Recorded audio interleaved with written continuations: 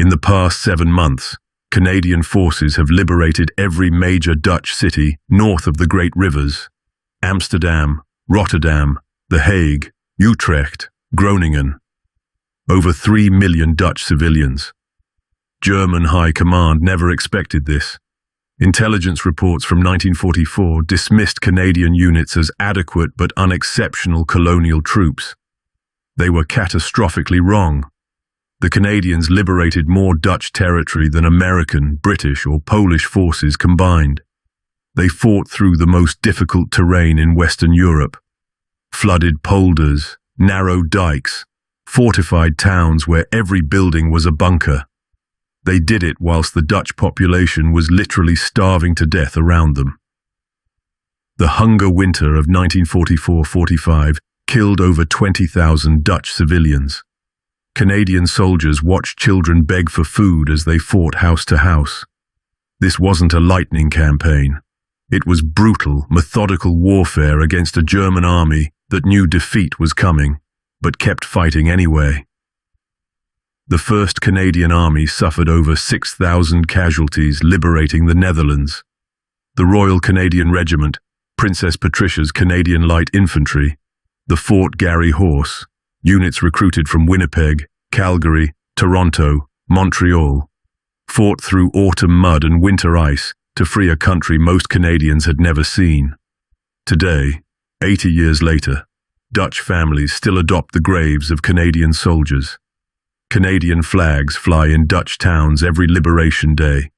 Schools close. The entire nation remembers. This is the story of how Canada's untrained soldiers shocked the German military establishment and forged the most enduring alliance in Canadian history. It's one of the bleakest, most heartbreaking TV interviews you'll ever see. What does Remembrance Sunday mean for you? What is your message? Oh, they really weren't prepared for what came next. My message is, I can see in my mind's eye those rows and rows of white stones of all the hundreds of my friends and everybody else that gave their lives for what? The country of today. No, I'm sorry. The sacrifice wasn't worth the result that it is now. Imagine risking your life watching your friends die, living to be 100 years old, only to experience your country changing to the point where it's unrecognisable. First he was patronised. Oh, well, I'm sorry. And the other host, instead of awkwardly changing the subject or ending the interview altogether, which would have been naff, but still a better option than what he did next, attempted a sort of gaslighting / cancellation of a 100-year-old World War II vet. What do you mean by that, though? Well, Quick, keep patronising him. Don't let him elaborate any further. The guy who attempted to gaslight him. What do you mean by that, though? What do you mean by that, though? Is the same guy who just days earlier had advocated for Sharia law in Western countries. What do you mean by that, though? That. He probably means things like that. what we fought for, and what we fought for was our freedom. We find that even now it's darn sight worse than what it was when I fought for it.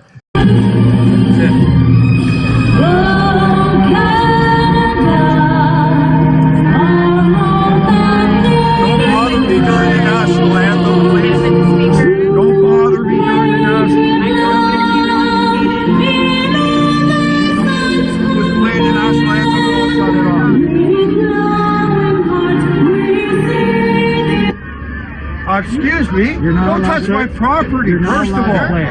That's all Canada you just disrespected. Do you understand that?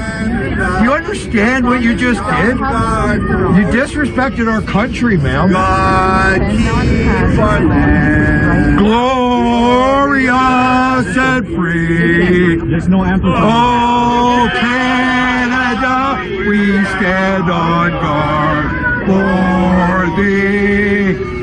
Oh, Canada, we stand on guard for thee. God bless Canada!